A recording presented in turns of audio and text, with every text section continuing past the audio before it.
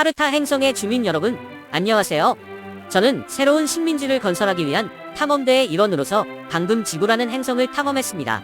그리고 그곳에서 많은 이상한 것들을 관찰했습니다.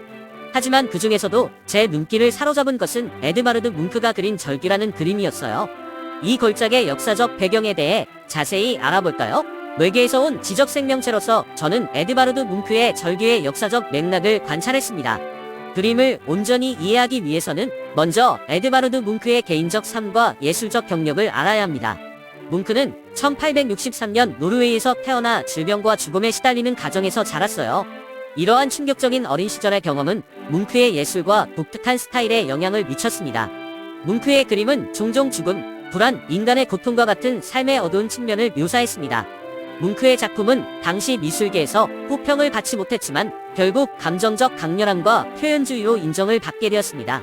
뭉크의 작품이 미술계에 미친 영향은 오늘날에도 특히 표현주의와 상징주의 분야에서 찾아볼 수 있습니다.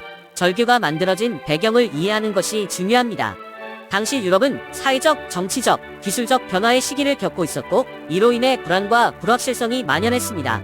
뭉크의 그림은 이러한 불안감을 반영하며 불안과 실존적 공포에 대한 작가의 개인적인 투쟁을 표현한 것으로 여겨집니다. 절규는 현대 불안의 상징이 되어 전 세계적으로 인정받고 있습니다. 그림 자체는 소용돌이치는 색채와 왜곡된 형태를 배경으로 고통스럽게 비명을 지르는 사람의 모습을 묘사하고 있습니다.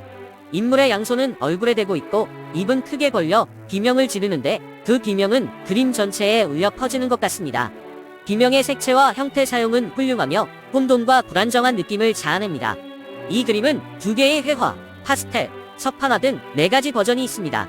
이 그림의 원본은 1893년에 제작되었으며 현재 노르웨이 오슬로의 국립미술관에 소장되어 있습니다. 에드바르드 뭉크의 절규는 비명을 지르거나 고통스러워하는 듯한 인물을 주제로 하고 있습니다. 그림의 형태와 구도는 입을 크게 벌리고 귀를 손으로 가리고 있는 왜곡되고 길쭉한 인물이 특징입니다. 그림에 사용된 색상 팔레트는 밝고 선명하며 주황색과 파란색의 대조적인 색조가 특징입니다. 사용된 선과 모양은 들쭉날쭉하고 불규칙하여 전반적인 불안감을 더합니다.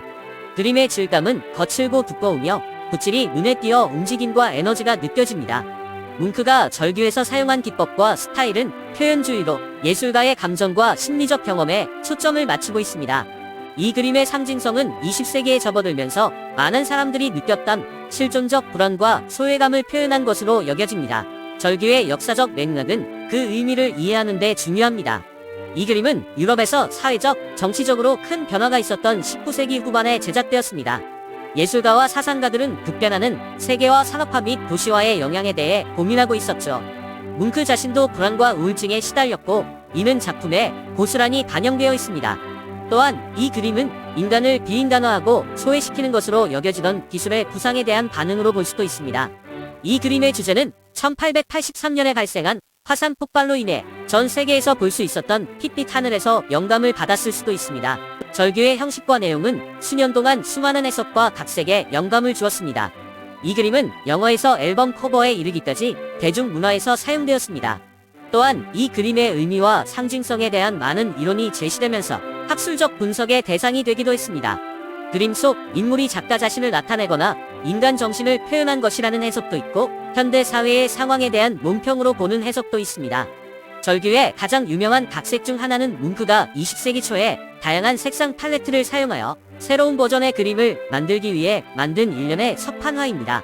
19세기 후반 노르웨이의 사회적, 정치적 분위기는 급속한 근대화와 산업화, 도시화로 특징 지어집니다.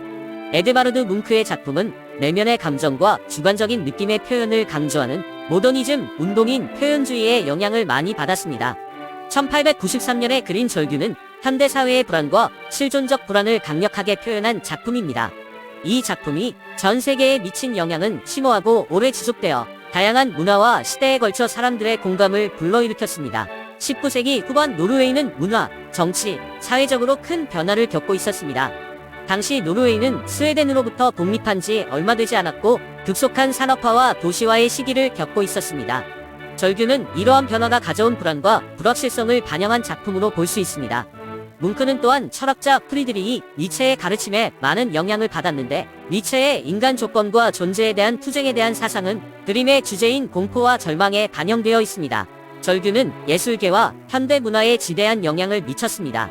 역사상 가장 유명하고 상징적인 예술 작품 중 하나가 되었으며 수많은 모방과 패러디, 각색에 영감을 주었습니다. 공포와 불안을 주제로 한 이 그림은 실존적 불안과 불확실한 세상에서 의미를 찾기 위한 인간의 보편적 경험을 반영하여 전 세계 사람들의 공감을 불러일으키고 있습니다. 뭉크의 절규는 인간 조건에 대한 강력하고 지속적인 상징으로 남아 있습니다. 불안과 절망이라는 주제는 현대성과 존재를 위한 투쟁의 대명사가 되었습니다. 이 그림이 현대 문화에 미친 영향은 예술가이자 선각자로서의 뭉크의 천재성뿐만 아니라 이 그림의 지속적인 힘과 관련성을 증명하는 증거입니다. 에드바르드 뭉크의 절규의 역사적 배경에 대해 알아보는 시간이 즐거우셨기를 바랍니다. 당시의 문화와 사건들이 이 예술작품에 어떤 영향을 미쳤는지 알아보는 것은 정말 흥미롭습니다. 제 이야기가 흥미로웠다면 지구라는 행성을 다시 방문할 수 있도록 좋아요를 누르고 구독하는 것을 잊지 마세요. 이 콘텐츠에서 버그를 발견하면 댓글로 알려주세요. 마지막으로 유튜브에서 저와 같은 다른 세계 방문자들의 더 놀라운 이야기를 찾아보세요. 안녕히 계세요.